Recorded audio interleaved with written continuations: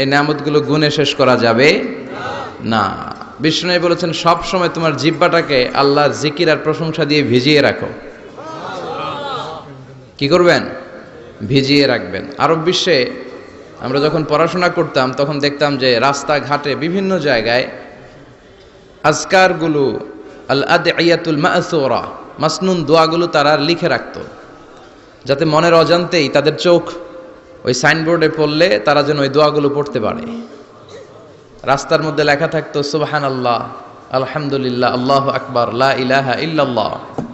আপনি উঁচু কোনো জায়গায় উঠবেন বা লিফটে দিয়ে উপরে উঠবেন, সিঁড়ি দিয়ে উপরে উঠবেন, ওঠার সময় বায়ে লেখা আল্লাহু আকবার।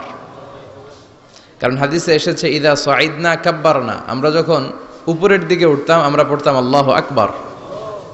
ওয়া ইদা নাযালনা সাব্বাহনা, আর যখন আমরা নিচের দিকে নামতাম আমরা পড়তাম সুবহানাল্লাহ।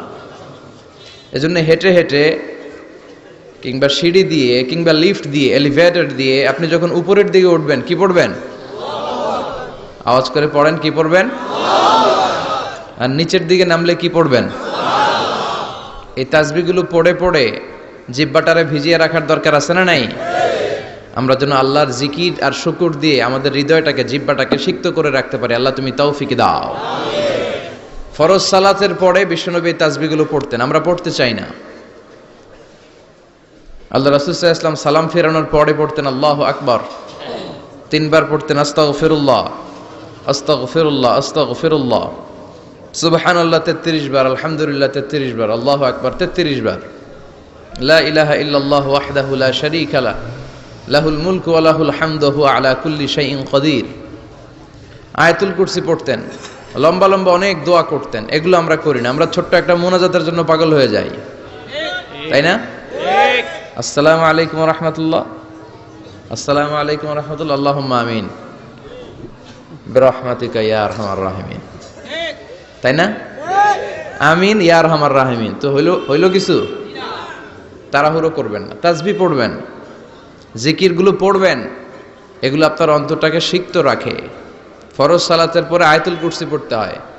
মান কারা আয়াতাল কুরসি দুবুরা কুল্লি সালাতিন মাকতুবা লাম ইয়ামনাহু মিন দুখুলিল জান্নাতি ইল্লাল মাউত। প্রত্যেক ফরজ সালাতের পরে যে আয়াতুল কুরসি পড়ে তার জান্নাতে ঢোকার ব্যাপারে কোনো বাধা থাকে না একটি জিনিস ছাড়া, সেটা হলো তার মৃত্যু। লোকটা মরে না তাই জান্নাতে যায় না, মরলেই জান্নাতি। প্রত্যেক ফরজ সালাতের পরে আয়াতুল কুরসি পড়বেন তো? আর সর্বাবস্থায় বেশি বেশি করে পড়বেন আস্তাগফিরুল্লাহ। কি পড়বেন? আমার সাথে আওয়াজ করে পড়েন আস্তাগফিরুল্লাহ। বেশি যারা ইস্তেগফার পড়ে তাদের 5টা লাভ। আওয়াজ করে বলতে হবে কয়টা? 5টা। নাম্বার 1, মান লাজিমাল ইস্তিগফার জাআলাল্লাহু লাহু মিন কুল্লি দীকিন মাখরাজা। যে সব সময় ইস্তেগফারের সাথে লাজিমা মানে লেগে থাকে, আঠার মতো। কিসের মতো? চুইংগাম খান না আপনারা? চুইংগাম যদি হাতের মধ্যে লাগান আঠার মতো লেগে থাকে না? বাচ্চারা আবার দুষ্টামি করে চুইংগাম খেয়ে আরেকজনের চুলের মধ্যে লাগায় দেয়, আছে না নাই? তখন সরিষার তেল দিয়ে ছুটাইতে হয়, তাই না? তো মান লাজিমাল ইস্তিগফার, যে ইস্তিগফারের সাথে আঠার মতো লেগে থাকে সে 5টা জিনিস পায় জীবনে। চিল্লায় বলেন না কয়টা? 1 নাম্বার, জাআলাল্লাহু লাহু মিন কুল্লি দীকিন মাখরাজা। সব বিপদ থেকে তারে উদ্ধার করে কে? আল্লাহ। আমাদের জীবনে বিপদ আপদ আছে না নাই? আছে। কম না বেশি? বেশি। কত বিপদ, কত ধরনের বিপদ। যে কোনো সময় দুর্ঘটনা হতে পারে, রোড অ্যাক্সিডেন্ট, আছে না নাই? আছে। যে কোনো সময় গুম হয়ে যেতে পারেন, আপনারা খুঁজে পাবেন আপনার স্বজনরা। যে কোনো সময় ক্রস ফায়ারের মধ্যে পড়তে পারেন, ঠিক কি না? যে কোনো সময় বজ্রপাতে আপনি নিহত হতে পারেন, ভূমিকম্পের মাঝখানে পড়তে পারেন, 2 জন কোবাকবি লাগছে আপনি মাঝখানে, হইতে পারে না? জাআলাল্লাহু লাহু মিন কুল্লি দীকিন মাখরাজা। এরকম সব ধরনের বিপদ থেকে তারে রক্ষা করবে কে? আল্লাহ। যদি ইস্তিগফারের সাথে আঠার মতো লেগে থাকা যায়। এই হলো নাম্বার 1।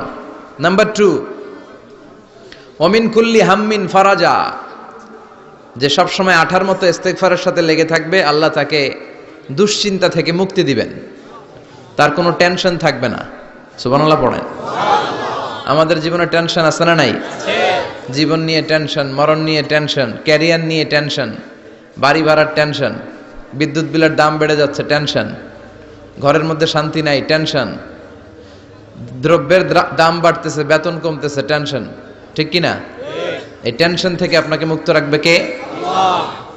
নাম্বার 3, ওয়ায়ারযুকহু মিন হাইসু লা ইয়াহতাসিব, এমন জায়গা থেকে আল্লাহ আপনাকে রিজিকের ব্যবস্থা করবে আপনি কল্পনাই করতে পারবেন না। রিজিক দেওয়ার মালিক কে? আল্লাহ। কেউ যেটা পারে না, পারে কে? আল্লাহ।